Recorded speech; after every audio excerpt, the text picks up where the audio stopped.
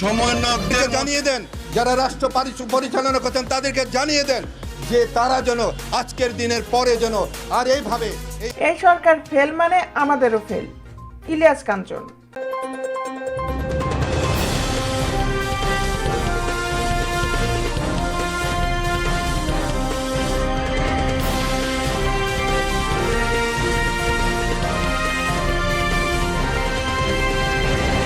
অন্তর্বর্তীকালীন সরকার ফেল করলে আমাদের স্বপ্ন ধূলিসাৎ হয়ে যাবে বলে মন্তব্য করেছেন দেশের স্বনামধন্য চিত্রনায়ক ইলিয়াস কাঞ্চন। সোমবার রাতে এক ফেসবুক লাইভে এসে এমন মন্তব্য করেন তিনি। ইলিয়াস কাঞ্চন বলেন, আমরা তো শুরু থেকে বলে আসছি এই সরকারকে ফেল করানো যাবে না। এই সরকার ফেল মানে আমাদেরও ফেল।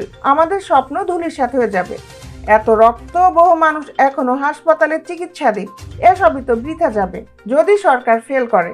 আইন শৃঙ্খলা বাহিনীর ভূমিকা নিয়ে প্রশ্ন তুলে তিনি আরো বলেন, মানুষ জানতে পারছে, ছাত্ররাও জানতে পারছে, কিন্তু গোয়েন্দা সংস্থাগুলো কেন বিষয়গুলো আগে থেকে জানতে পারছে না? সঙ্গে সঙ্গে গিয়ে কেন এই জিনিসগুলো থামানো হচ্ছে না?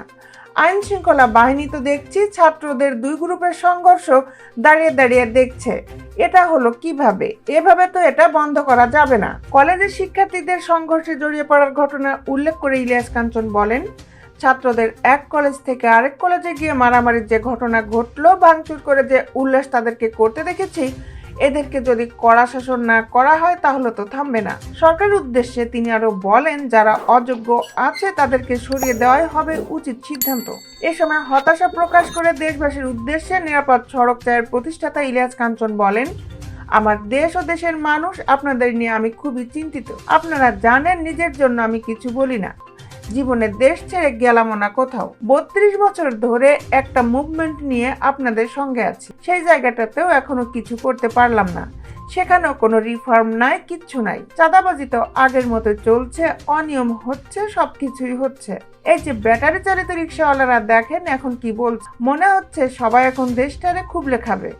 কারো কোনো ধরনের দরদ নেই আমাদের দেশের প্রতি। দেশটা চলবে কিভাবে আমি তো এটাই বুঝতেছি না। এসব নিয়ে পরিত্রাণ পেতে বর্তমান সরকারকে আরো কঠোর হওয়ার আহ্বান জানিয়ে লাইভটি শেষ করেন এই চিত্রনায়ক। দেশ বিদেশের আপডেট নিউজ পেতে আমাদের সাথেই থাকুন। Justice television, Dhaka.